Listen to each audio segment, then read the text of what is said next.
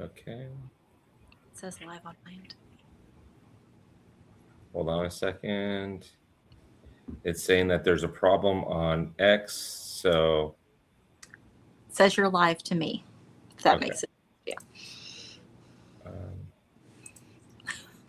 all right.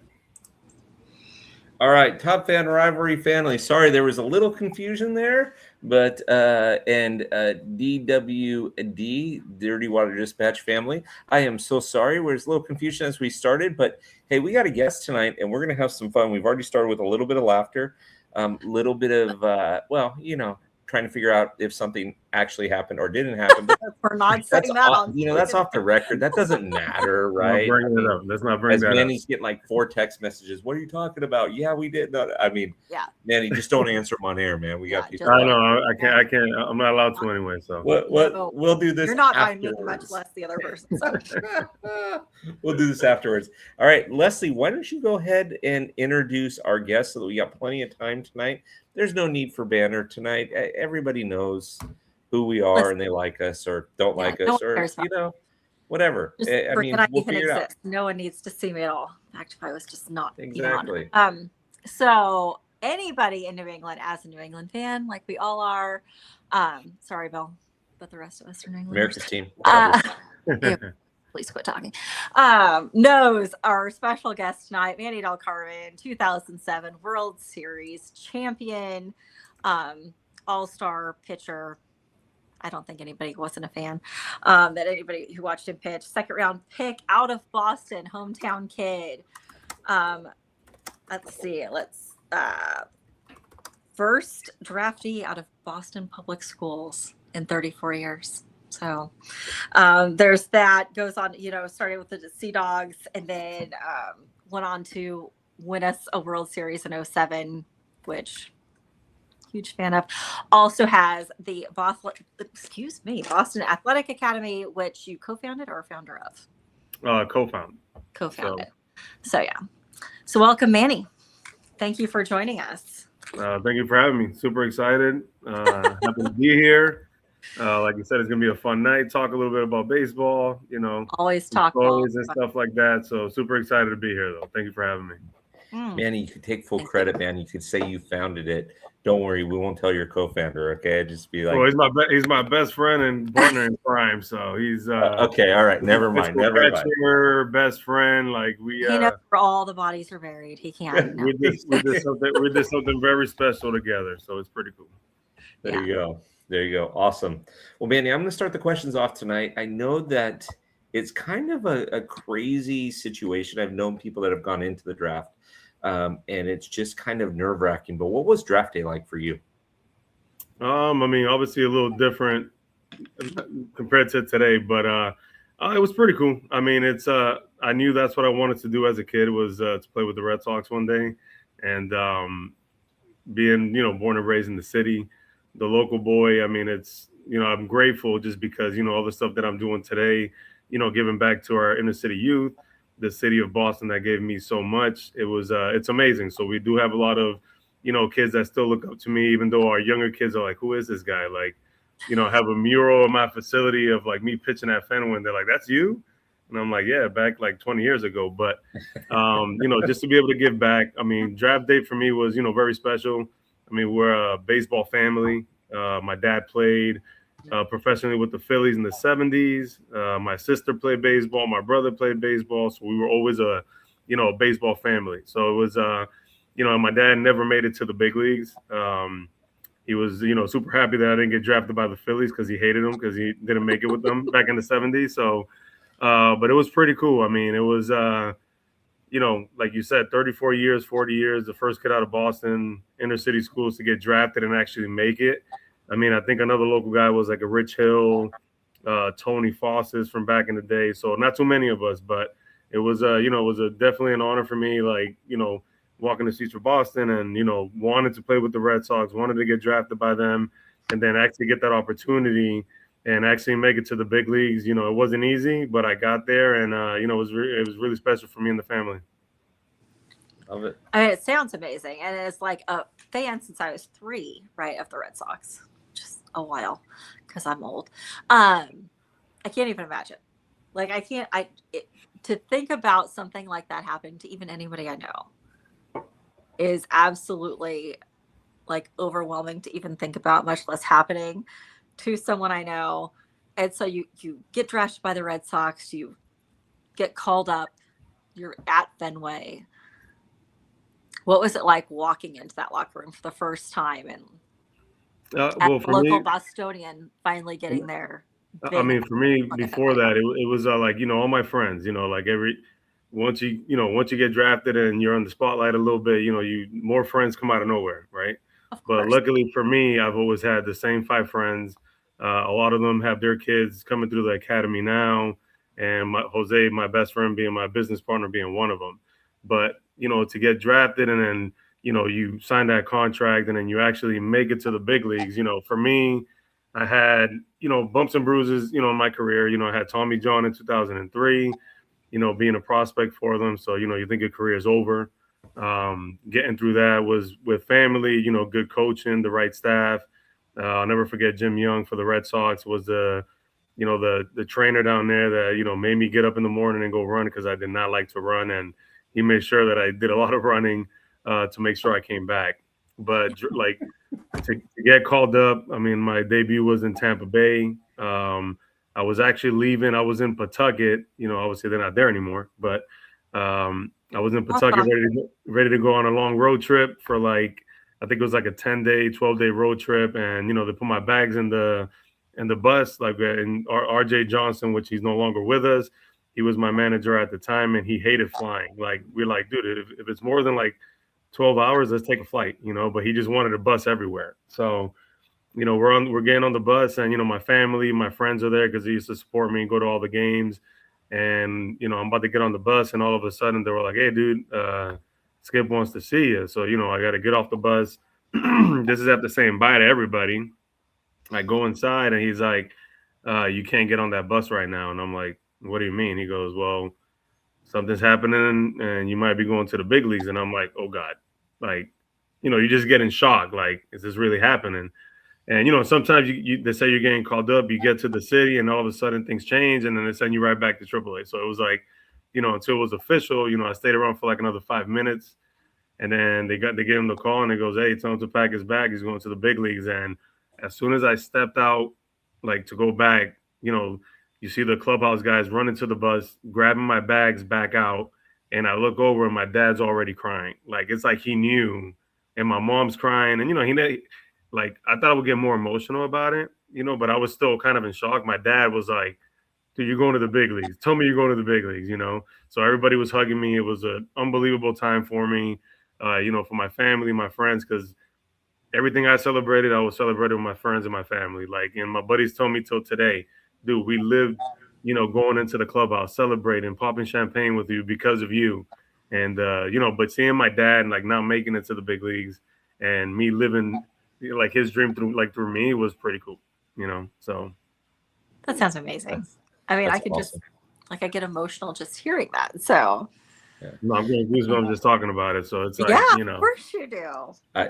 I would have been the guy when the Skip said, "Hey, you can't get on the bus." I would have been the guy like, "I swear I paid those parking tickets. I don't know what you're talking it about." wasn't me. It wasn't me, Yeah, I was a little bit of a hothead back then too. So like I thought I was in trouble for a little bit, but I can see it in everybody's faces that they were excited about something. So but it worked out.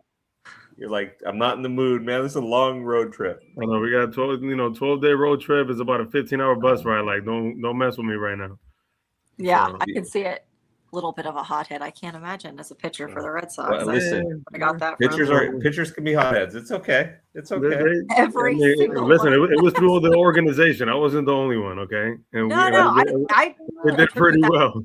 to every single pitcher for the Red Sox I know. So it fits the profile. Awesome. Okay, so Manny, so you get called up. Okay, you're sitting in the bullpen. You're wearing the jersey. You're probably looking around, going, "I can't believe this is happening to me." Right? Mm-hmm. And then the bullpen phone rings, and you hear your name. Tell me that feeling. Well, and then tell me the feeling also too when you run out there and you face your first batter. Well, for me, like my big league debut was in Tampa Bay. Okay. So pretty much I get off the bus. The next day they fly me to Tampa. And I mean, I hate bringing this up again because I made it like it was a problem and I had to erase my Twitter because I made some comments. Anyways, Delta Airlines, they lost my bags. So when I land in Tampa, I get my personal bag, but my baseball bag is missing. So Oh, I didn't have no. my gloves, I didn't have my spike, I didn't have anything that was mine from my big league debut. So I get to Tampa and they're like, "Oh, it's on the way, it's on the way, it's on the way." Get to the field, the game's at 7:05. The game starts. I'm using like I think it was like somebody's spikes. I was using like one of Mike Timlin's like or somebody's extra glove. Like I didn't have any of my stuff. So I'm sitting in the bullpen like uncomfortable, like throwing long toss before the game. Like I felt uncomfortable.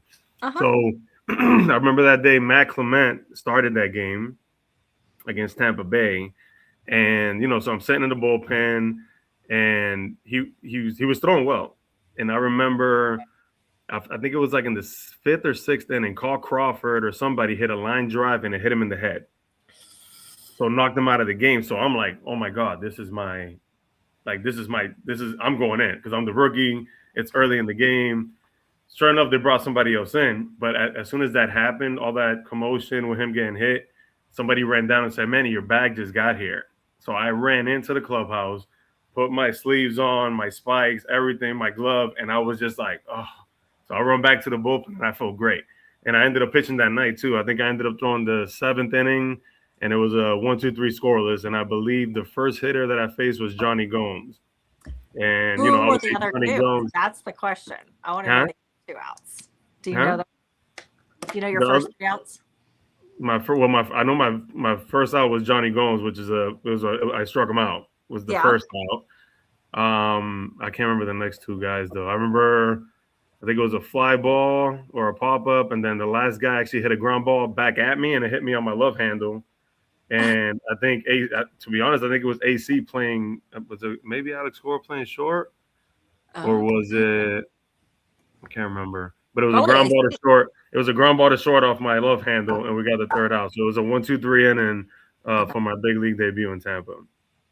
Nice. I was gonna say that wearing someone else's glove isn't like the worst thing that's ever happened in Red Sox history, because I think it was Game 5 of the ALCS in 2004 when Fulke lost his glove somewhere and had to wear someone else's glove to pitch us that ended up getting us Game 6. So it could be. Yeah, I mean, I think glove is one thing, but I mean, I didn't have anything like you had my nothing. sliders, my No sock, like shoes, anything. nothing. Like I didn't have I didn't feel like me. But it ended up working out. Body at that point, you had nothing that was yours. No, but funny about that day, I remember because back then it was baseball's changed so much. Back then we had so many veteran guys in the bullpen, like Mike Timlin, Michael Myers.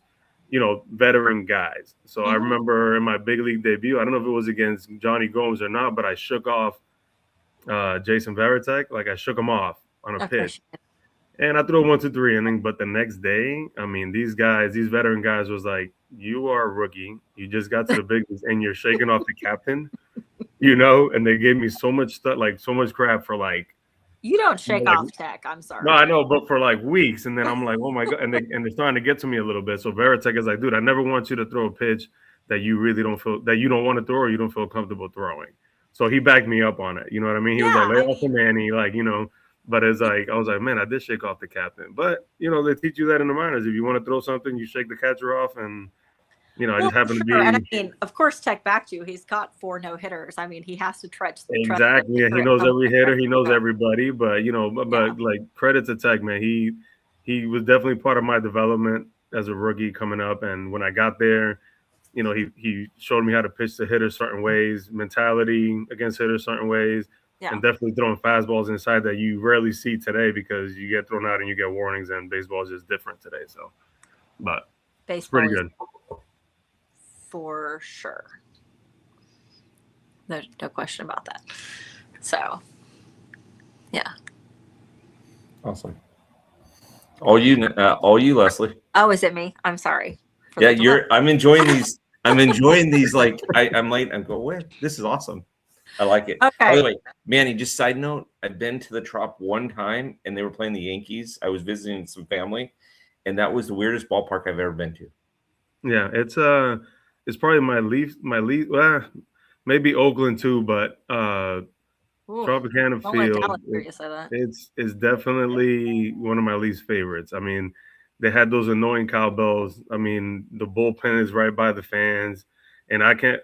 I gave out numerous baseballs. Just hey, I'll give you a ball for that cowbell, and I just stomp on it, and then another kid will come down and just start ringing that little cowbell next to us, and I'm like, I will give out like 30 balls a game just to get rid of those cowbells. It drove me nuts, and and I don't even know if they fixed the stadium yet after that hurricane or what's going on over there, but definitely one of my least favorites. I mean, I will say I heard that because they were in the the spring training for the Yanks, right? Last season. Yeah. I heard that was so much better as a fan experience than the Trop, because the Trop was just. I mean, the thing is, it wasn't it was that old turf. I remember they wouldn't let anybody really run on it because, pitchers had to run a little bit. And like it's just that old turf that would just hurt your knees a lot, so they wouldn't even let us run on it. And so I could imagine the guys playing, 3 or 4 game series and stuff like that. And then if you hit the ball too high, it'll hit the ceiling. And they definitely need a new stadium. Hopefully they can figure that out. Oh, for sure. We can only hope. So we know that wasn't your favorite place to play, but who was your favorite team to pitch against? Well, for me, born and raised in Boston, obviously. I think I know the answer, but I'll let him. I didn't like the Yankees growing up as a kid. That rivalry was just in me. But my numbers against them were very good. I love pitching the old Yankee Stadium. It was probably the only stadium in the big leagues that I would come in, and it didn't matter who pitched. Like anybody come out of that bullpen and they booed so loud that my ears would pop, and I loved that. And I would kind of like unpop them on the mound, and then it was just like, let's get to work. But I was fortunate to throw very well against them, and my numbers and stuff, for the most part against the American League East was good, except for Tampa Bay that we were just talking about. Like I don't know what it was against. They just got me all the time. I feel like that's but other than that, huh? That's just a thing with the Red Sox and the Rays. I mean, that just happened. No, but I mean, it was just like people ask me, like, Manny, who was that one hitter that you just have trouble that you can't, like, who do you guys think it is? Without cheating, like, don't be Googling and looking up stuff. I wouldn't even begin to guess that. Tampa Bay back then, like, I know they were in the bottom of the East, but they gave us and the Yankees trouble like every single time. Every time. Crawford. That was him. He hit like 800 off me, and it's like, I think he stole 6 bags in one game, and I was number 6. And I was talking about I was holding the ball. Tech was asking for pitch outs. I threw pitch, and he still stole that 6 bag. And I'll throw changeups in the dirt, and he'll find a way to get a swinging bunt for a single. Like he's one guy that I was like, please get me back to the big leagues. Like once I left Boston, I ended up getting hurt, and I bounced around a little bit and never got back. I was like, I just want to face him just one more time, and I just never got that opportunity. So he's that player. It's funny that you said that, because he's that player. When I used to watch him, he just looked like a pesky out. I mean, he's not going to get the Hall of Fame, but he's just a pesky weird out to get sometimes. Well, he was a decent outfielder. He had speed. If you put the ball in play, he's like Ichiro. He was almost trying to beat everything out. He caused troubles on the base paths. So, like, for me, it was like he did all that stuff in Tampa Bay, and then obviously he came to Boston, and he wasn't here very long. But he definitely caused damage to especially like us, the Yankees, like during that era. And and obviously Tampa Bay is a lot better now. Baltimore was great for a little bit, and they're better now. Now Toronto's good. The Red Sox, like everybody's good there. The AL East is pretty tough. So yeah. 100%. Always fun to deal with during the season of the roller coaster. Oh yeah. So Manny, you mentioned keep me in first. You mentioned Yankee Stadium, but what was it like facing batters there? I mean, because you played still in the era where you still had Jeter out there, Bernie Williams out there, Posada, which was a tough out to get as well from both sides of the plate. So what was it like pitching against those guys, and what was it like pitching Yankee Stadium? It was cool. I mean, obviously the history there. Mariano Rivera, like being on the opposing team as a Red Sox, didn't like the Yankees, and we hated what he could come in and do every night after night. But that Sandman song came on, and I was just like a little kid. I'm like, wow, this is Mariano Rivera. Because I was young. I was young in the big leagues, and it's like, you told me like how did it feel to walk into the club. I was like, I'm saying, I'm walking in seeing Manny Ramirez. These are guys that, 3 or 4 years before I was, playing PlayStation and, trying to hit a homer with Poppy and Manny, and now they're my teammates, and walking in like Kurt Schilling and Josh Beck and all these guys that I grew up watching.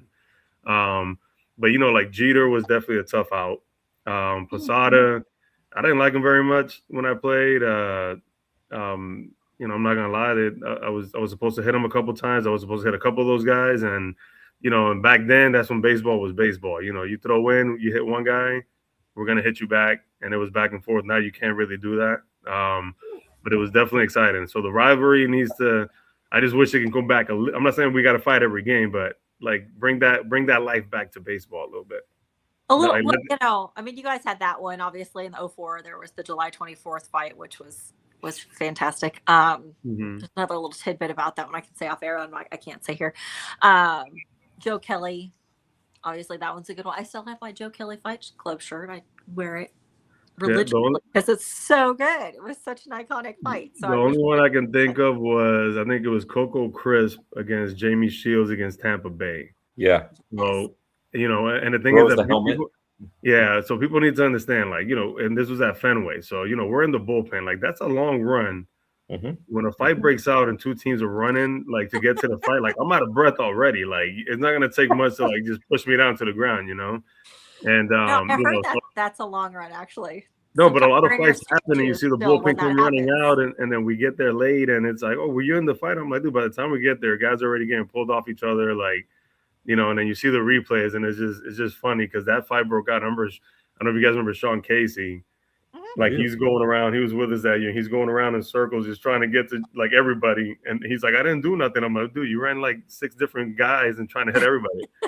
Because they got to break down the replay and see who did what for suspensions and all that stuff. But, I mean, but again, by the time we get there, I'm exhausted. It's like somebody could just push me to the ground. I can't even throw a punch in. So. Yeah, I heard it's a fairly long run. I know from Fenway because I've heard some stories about the July 24th fight. But a lot of times you guys are still in the clubhouse in your street shoes, running out if it's towards the beginning of the game to join said fight. So yeah. So like Tampa Bay, the benches are right there, or the bullpen's right there. Like even Oakland, like some of them, but most of them, like the bullpen. Like try running out of Baltimore. Like you got to run down a concrete little pathway and the Angel Stadium the same way. Like guys have fallen down like trying to get there. It's like by the time we get there, it's over. So but I say we should just, like, if there's a fight that breaks out, the bullpens just go at each other and just instead of going towards the fight, we just start our own fight. You know what I mean? Like do something just so we can be like make the Sports Center or something. You know what I mean? Either that or bring back the bullpen cars. Hey, everybody pile in the bullpen car. Let's go. We're going. Yeah, that'd be awesome. I'm down for that too. So. Well, you're old now. You're not going to run there. Oh my gosh! Yeah, those days were epic. I remember that Coco Crisp fight because I was actually watching that game, and I mean, Coco gave up about 50 pounds to James Shields. Coco was a big dude. Yeah, but the thing is, Coco was he used to do some boxing like in the off season and stuff like that.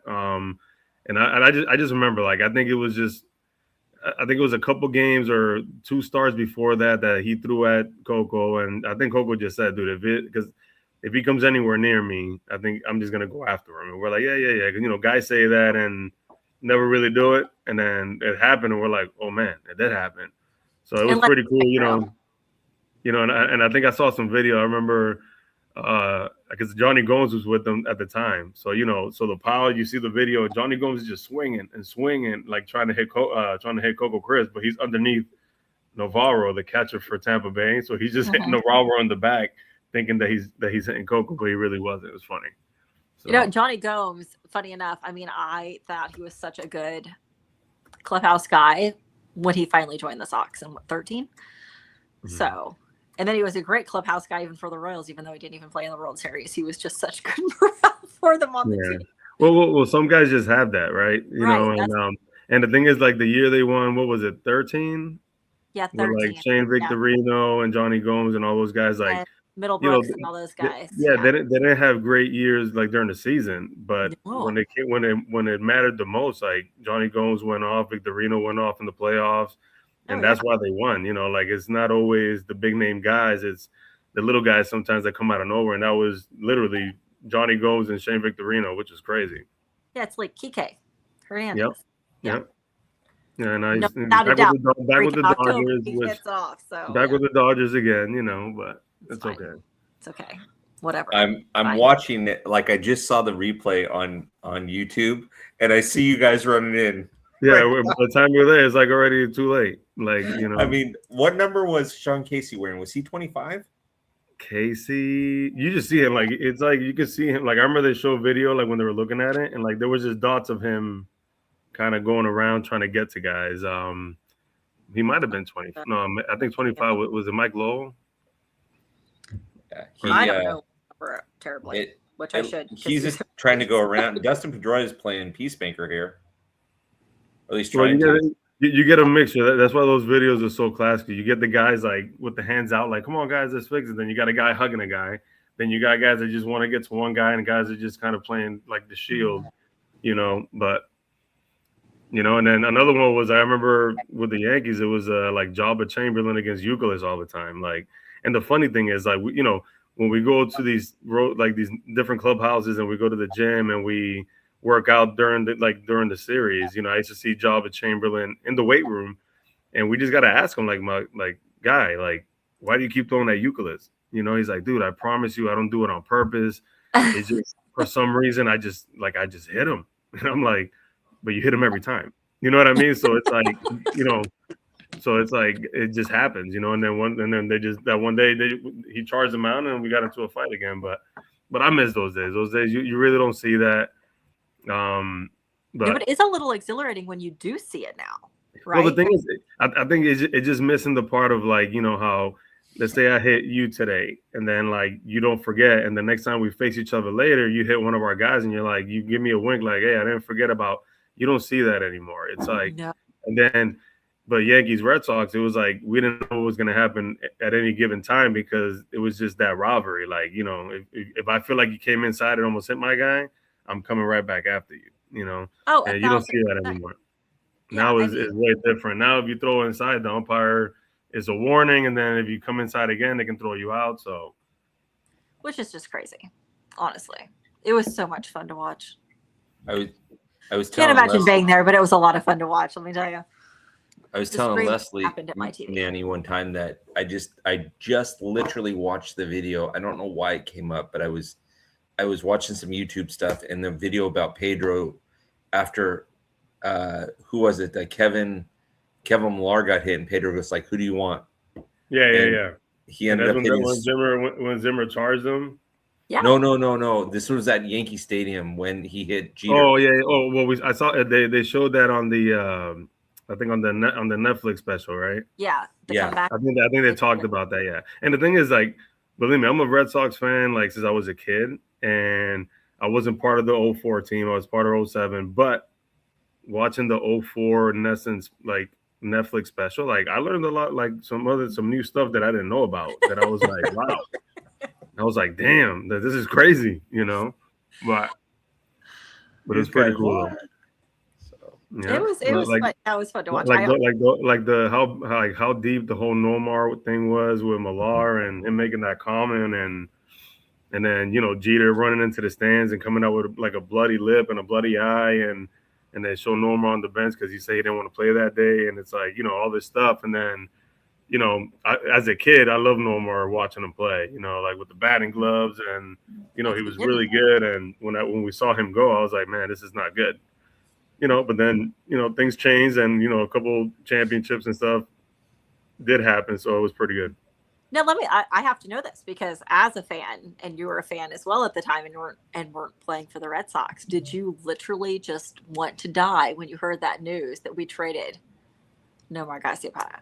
I mean, did you want to I think it's everybody at that moment? At that time, it's like I'm like, who are they going to bring in? Like that's exactly the thing. Like who's going to replace? Like now, there's so many young guys that they make play. They make them play like different positions and stuff. And you could put somebody out there. But in that era, it was like shortstop was like one of your guys, like your money guys, you know. And I really was. I remember, saying to my brother at the time, like, "What?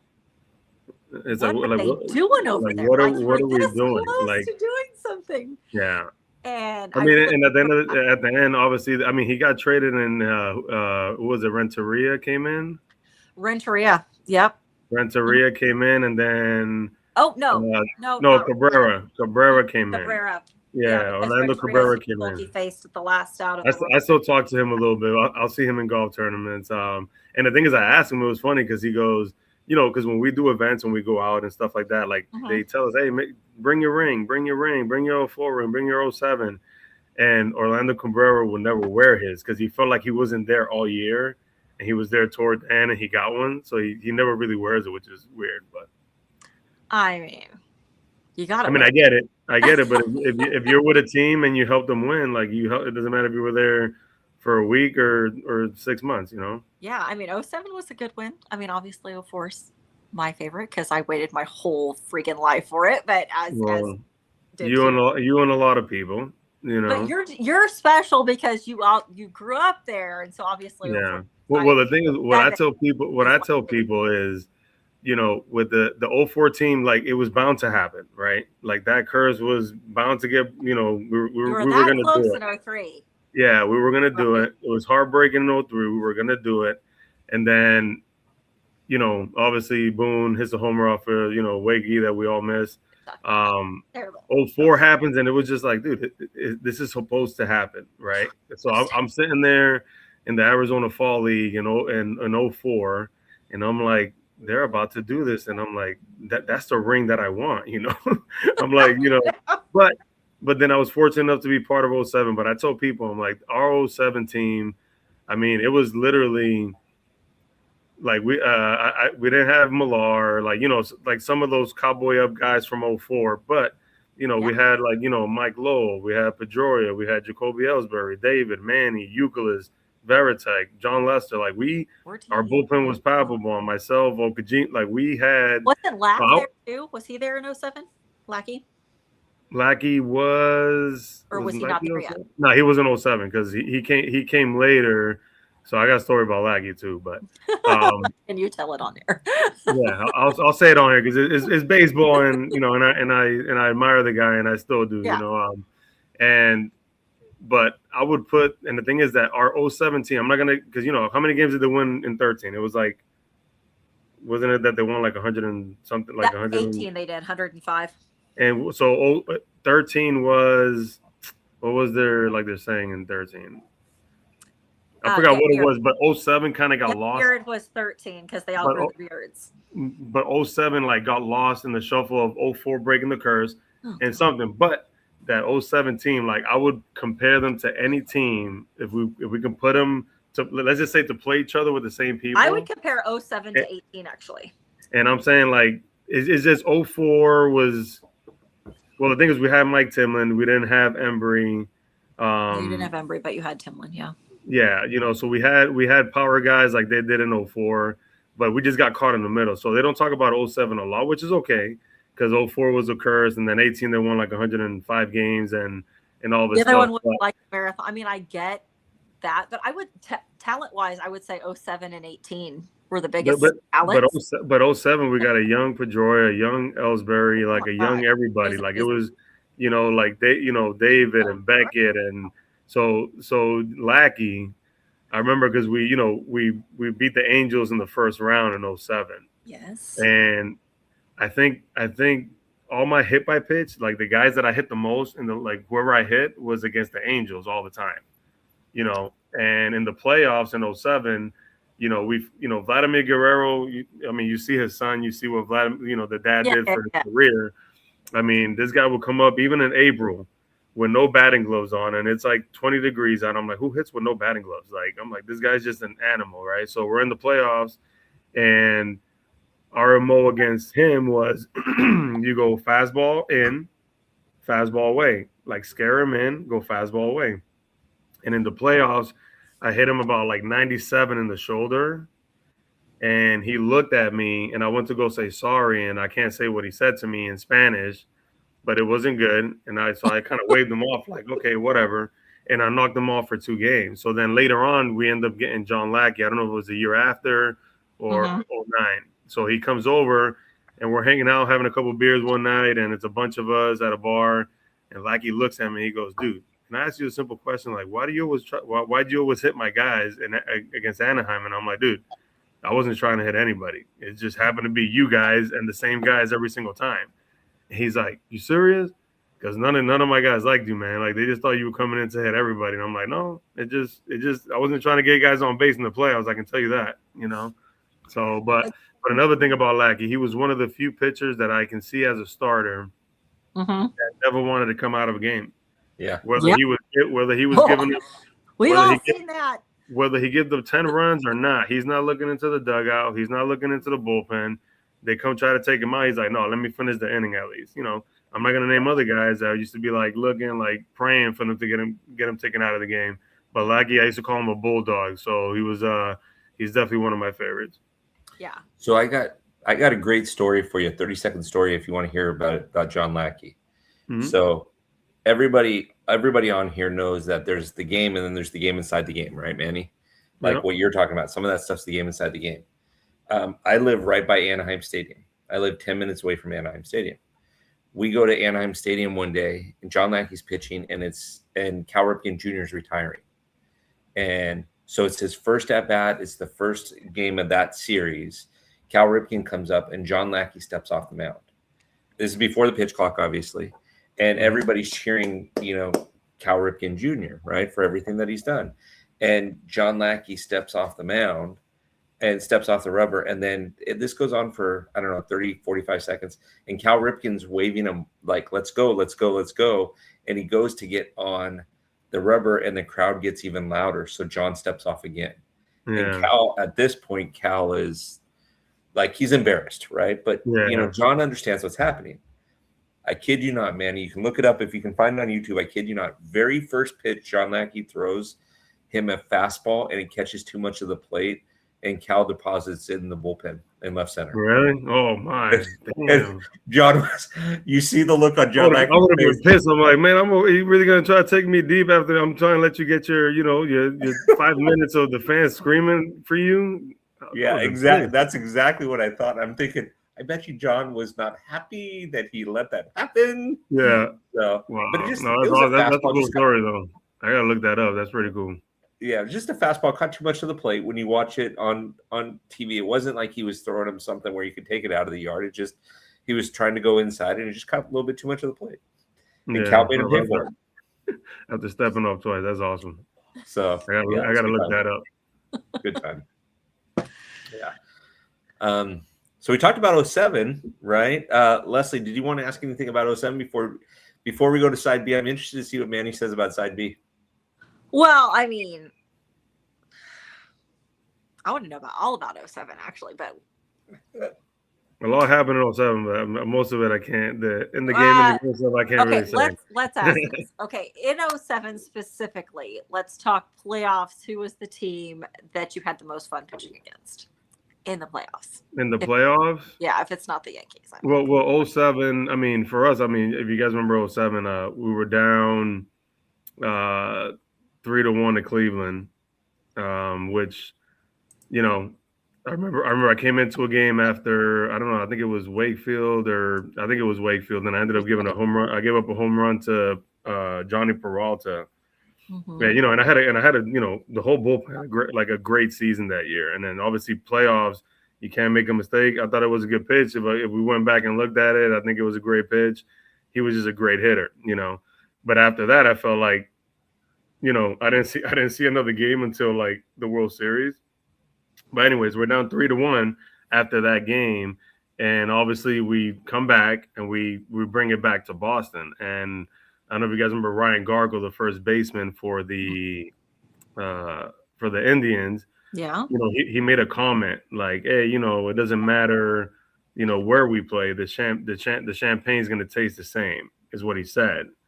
So when we got to Boston, I'm pretty sure, so I don't know who did it, but I could probably find it somewhere. And in my garage somewhere in my Red Sox stuff. They put that quote in our lockers, and then Ryan Garco's name on the bottom. And obviously, what happened. So we're screaming at the camera like, "Hey, Garco, it tastes wonderful, man!" Like just throwing it back at him. But that comment, just sparked us a little bit. We were able to, make it 3-3 and come back to Boston. And again, like it was exciting times, man. Like you got 162 games. We started in the off season, spring training. One goal is to get to October, and we did that. And to win collectively as a unit is pretty cool. That's, the champagne quote's a lot like Cashman's quote in 18, right? That it do damage. We always do damage against them. And then that was kind of the thing, like do damage. Yeah. We're going to take that and run with it. And that's going to be our theme the entire playoffs. And that's what we're going to do. So, yeah. I mean, for us, it was just like, this guy just really does he not know about the baseball gods? Like, that's something that you don't say that out loud. You don't say that ever. Like, hey, the champagne's going to taste the same. Like, no, you don't do that. Like, all right. So, I mean, everybody was screaming at him, and the cameras in the clubhouse, like popping, bottles and stuff. And, but again, like I said, it's, I'm looking around my basement right now, and I'm looking at a lot of these pictures that we're talking about, and it's pretty cool, man. Always good. Always good. Okay, funny. Bill, go for it. No, too funny. No, Manny, I love these stories because it's stuff that we don't get to see, and I get so frustrated when I talk to different fans in baseball because they don't realize that you guys are human. You guys have, your wives call you when you're on the road. Hey, Johnny broke his tooth. He's got to go to the dentist, or he's got 103 fever, or whatever, right? Mm-hmm. And then you have your internal struggles. It just drives me crazy when people don't. They expect you guys to be perfect all the time, and it's not going to happen all the time, right? Yeah, it's a grind. Like I said, season. Obviously you played as deep as you can into October. You take a month and a half off, maybe.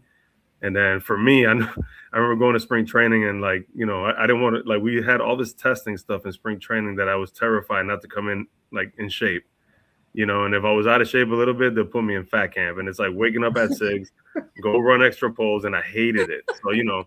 So, I definitely started a little bit early. And then, being up from the Northeast, it's, we don't get to be outside. We don't get to run. Mm-hmm. And when you do go to Florida in shape, it's, you got to get used to the breathing because it's so hot out there and you've been inside all winter, and but as far as that, it's leaving obviously the wife and the kids behind like most guys do.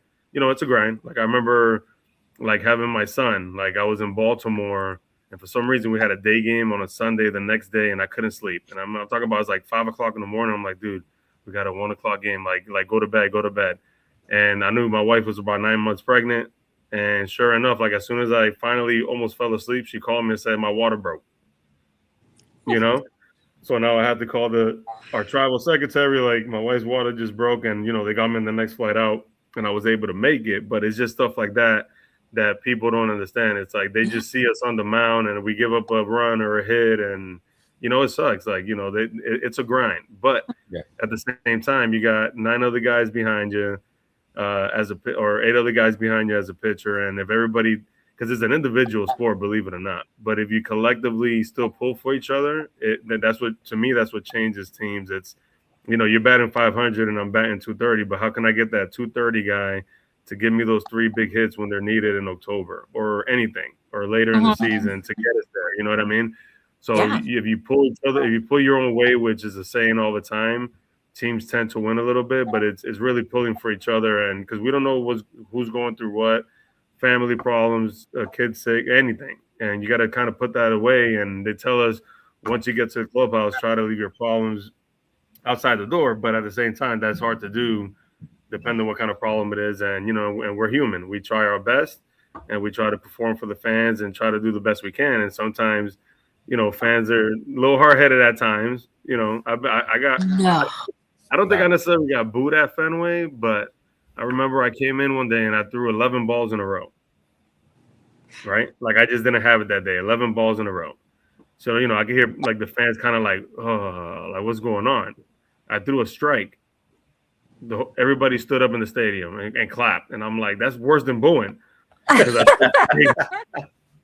You know, because I threw a strike and then I threw the next pitch and I walked the bases loaded and then I think Tito came and took me out. You know what I mean? I was like, oh my God. I just didn't have it that day. But it's not easy. It's definitely not easy. It's a grind. But again, it's that they do such a great job in the minors of preparing us for this stuff that, you know, when you get to Boston, like, you know, adversity is not only on the field, is everywhere. So Bill's being really quiet, but he's actually seen me lose my freaking mind at Walker Buehler last year. Because Walker, I think, in fact, threw at least 8 or 9 balls, and I was losing my mind because I'm like, it's the freaking Angels. Anaheim Stadium, Manny. I'm looking. And like Alex Cora gets ejected, and I am just like losing my ever loving mind. And Bill's sitting next to me going, I really need you to calm down.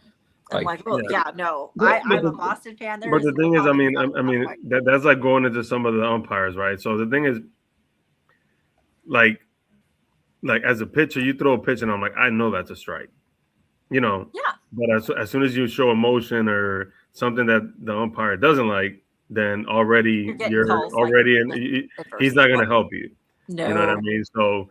You know, so all the stuff like how it is now that hitters can challenge a call or a catcher can challenge a pitch. Like it's crazy to me. Like the pitch clock to me is the worst thing to happen to baseball. No, it's just because it, like, to me, I couldn't even have like a wrapper when I'm warming up, like on the ground. Like I had to move it. Like, so seeing a timer going down in my vision, like I wouldn't be able to, it would be a problem for me. So, I mean, I do get that it's, it moves the game along, but yeah, the way where the game's going, like, you know, spin rate and RP, all that stuff. Like, I get it, but like, I just want baseball to be baseball. Like, you want to go in and pound the guy inside, and if you hit him, you hit him. Like, you know, who cares? But it's not like that anymore. It's like, you know, I mean, the taking out the catcher, I get. Making the bases like the size of I don't know how to say it, like they're humongous now, the bases. But I think for safety they're good. But analytics, I mean, if you can combine analytics with how baseball was back in the day, like that's what they need to do. Not just keep making it about analytics and stuff like that. So I don't know. That's just me. Manny, you're 2,000% right. I was at a high school baseball game 3 years ago with one guy that was going to go into the draft. He was a pitcher. He's going to go into the draft, but he was probably going to decline it and go. And he ended up going to Tennessee, and then he's out of Arizona State now. But his buddy, who, like, we did a Before the Bigs episode where I interviewed both of these guys at one point. His buddy went 1 for 4 that night and was hitting like 312 in high school.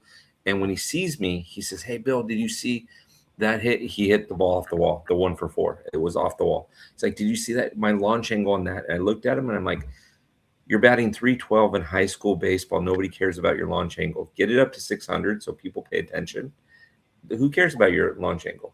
Doesn't matter." Yeah. But at the same time, you know, like Leslie said, like I go down to, you know, fantasy camp for 3 weeks, and then some of the minor league guys show up, some of the big leaguers show up toward the end of it.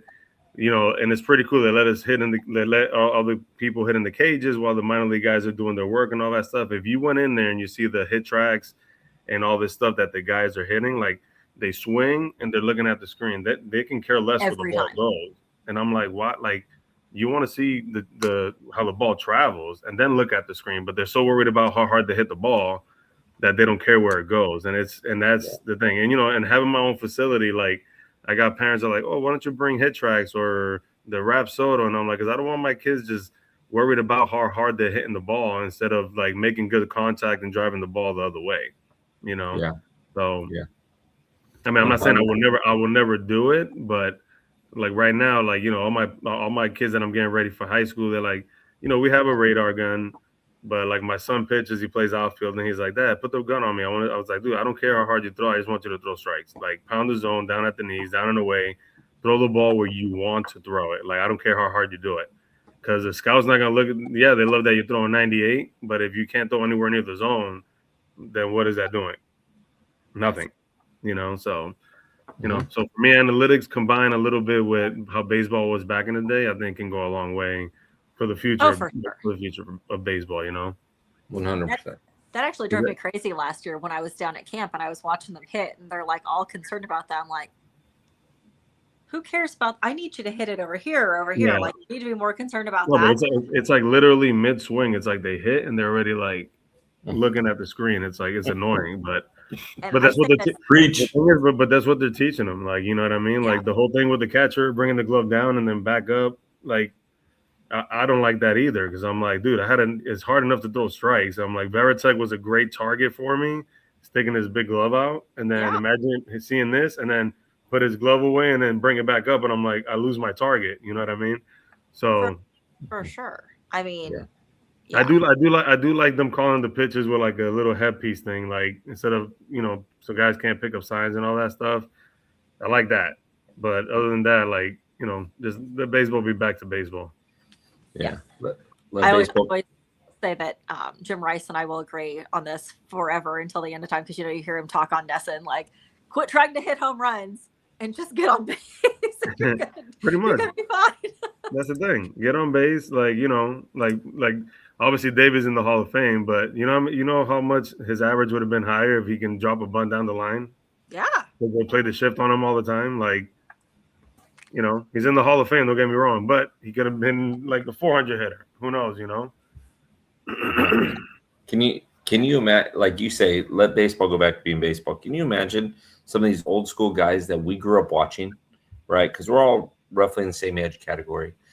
Grew up watching, the Nolan Ryans, like in, with you in Boston, some of the guys like Roger Clemens back in the early 80s or mid 80s, a pitching coach walking out and going, Nolan, it looks like you're at, it looks like you're at 97 pitches and we're going to pull you out in 3 pitches. Yeah. Make this count. I mean, yeah.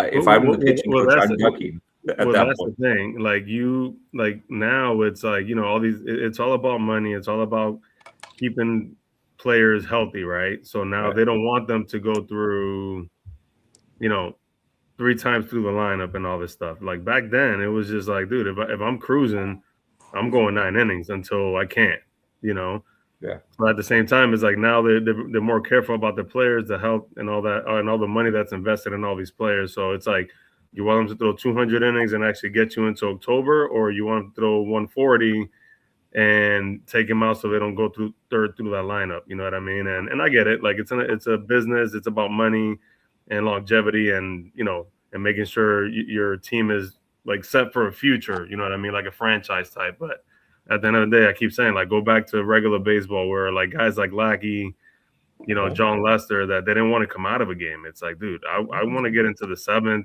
and then give the ball to me and Ogie and then have Pap come in and shut the door. Like, you know what I mean? Now it's like, now you see the importance of middle relievers. Like they gotta throw 2 2/3 and 3 innings and then bridge it to the closer. So I mean, some guys do it. Like, Crochet will go out there and probably throw 8 innings if he can, not early in the season because they want to make sure he's good for later in the season. But not too many guys can do it because the teams don't allow them to do it. Yeah, not anymore. Yeah, not anymore for sure. Yeah, for sure. Absolutely. Well, we've got a few minutes, Leslie. Is there anything else we want to ask Manny? We can forego. Actually, we can forego side B if you want, and just ask a few more questions. I have to ask this question because I got texted this because all the fantasy guys know I'm interviewing you today. I don't know about this question. I don't know. You keep smiling. It's PG. Because the guys. But Psycho Dave would like to ask you about Psycho Dave. Yeah. Would like to ask you about being the Grim Reaper for karaoke night and how that started.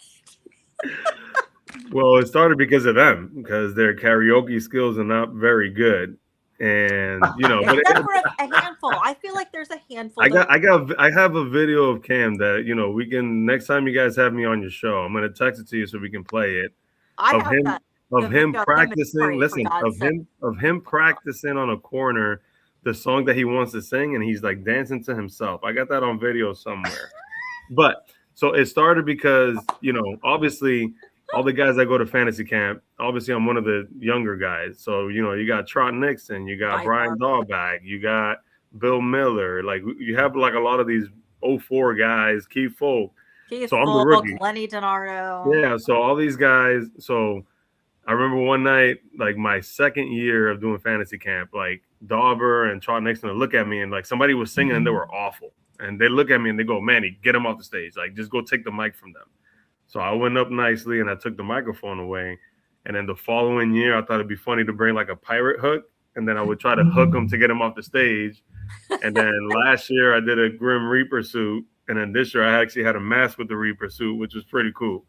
So I mean, I was easier this year because we weren't getting a lot of people because they were terrified of the Reaper. Yeah. So I let them sing a little bit. Some people I wanted to take them off. You didn't yank Cam off this year, so. Well, that's what I'm saying. Is because I think he was gonna kill me, like follow me to my room and kill me if I didn't let him finish the song at least one of these years. So I'll be coming after you, Cam, just for bringing Pink that up. Pony Club be the one that didn't get it. I love that. Like that he got up there and was singing that song. I'm like, what is wrong with this guy? But he's actually listen. This guy right here, Bill. This guy right here, like he loves the game. Like he's hard-nosed player. I mean, I've never had the chance to have him had him on my team. I had chances to take him, but he's just crazy. Like he flips at the umpires, he throws his helmet, he throws his bat like Psycho, just like Psycho. You know what I mean? Like Lions is called like Psycho. Steve Lions, just in a different form. Yes, and but he plays hard. He cares about the game, and I respect him for that. But when it comes to his karaoke skills, it ain't gonna happen. I'll yank him off the stage every year. So I have the video of Cam singing Pink Pony Club and Embry behind him doing this like crazy dance, and I was like, Embry, if there's anything else besides the thing is, if he picks a song that might get guys like, okay, like even if it's bad, they'll look at me and they'll be like, just let him go. But if it's bad, then they give me that look and they give me the get him out of there. I gotta go get him. Get him out of here. I gotta go get him. Yeah, the hook, right? Yeah. Oh, but I got like I'm talking about. I got a full suit, a mask. People didn't even know it was me. Dressed up. People didn't even know it was me this year with the mask that I had on this year. It was pretty cool. Who did the scream mask in the hotel? Was that 07 or was that 04? Somebody did a scream mask to scare some of their teammates when they came into their hotel. I don't think it might have been 04. It wasn't us. Okay. No, I didn't think it was 04. I'll find the video. I'll send it to both of you. I'll find the video. It's and I can't remember I can't remember who it was, but when they opened the door, they opened their closet door and the whole Scream character was there and they freaked. And really, I've been actually watching the Scream movies started last week, just went back and just started watching old movies, and I think I'm on Scream 4 right now. So there you go. Step in the right direction. Yeah. Step in the right direction. So, well, Leslie, do you have anything else that you want to wrap up with? I know we got to wrap up in a few seconds. Manny, I want to keep you on so we can ask you a few more questions offline. But Les, do you have anything else? I need him to plug. Absolutely. Yes, please do. He's the hometown kid that made it big and then goes back and starts the foundation. I need you to tell us about your foundation. Well, it started with, like I said, me and my best friend, Jose. He was my catcher in high school, but we are the Boston Athletic Academy. We are a nonprofit 501c3 public charity. Our mission statement is to give back to the city of Boston, our inner city youth, help kids. Our motto is keep them off the streets, in the classroom, and on the field. We partnered up with the Boston Marathon, New Balance, the Red Sox, the mayor's office. Like, they're very supportive. Like, we do a lot. So it's just, I'm not going to save every kid in Boston, but I'm going to try my best to help them academically, get the grades up, and get them to the schools that make sense for them. And we're doing a great job. We're growing. We're looking for new property. And that's the Boston Athletic Academy. You can find us at baboston.org. We're the BA Hammerheads. Our baseball teams are doing great. We're kicking butt. And our season starts at the end of the month, leading into April. And we're super excited about the program. And like I said, the parents have been great. And we're just growing. So baboston.org, go check us out and see what we're about. Nice. Got to do it. You got to do that. Manny, I may have some questions for you about that too. So we'll have to talk. I'll work through Leslie to get that information, but I may have some questions. We may be able to help you out a little bit. Sounds good. Cool. Well, Leslie, have we had fun tonight? So much fun, but Manny's a blast. We knew that already. Exactly. We can't. I mean, Manny, you got to come back. Sat at the same table with me and Danny Tiani and Timlin actually watching the Natty football game, and he survived by swearing. So mad props to him. But yeah, no, Manny's the best. So thanks so much. Yeah, you guys ever want me to come back on and other stuff comes up, let me know and I'll be happy to. You guys have been awesome. Love to have you back on, Manny. Thank you so much for the time. Stick around for a second. We may have a couple more questions for you. But cool. All right, everybody. Enjoy. We'll see you back next Wednesday. Bye.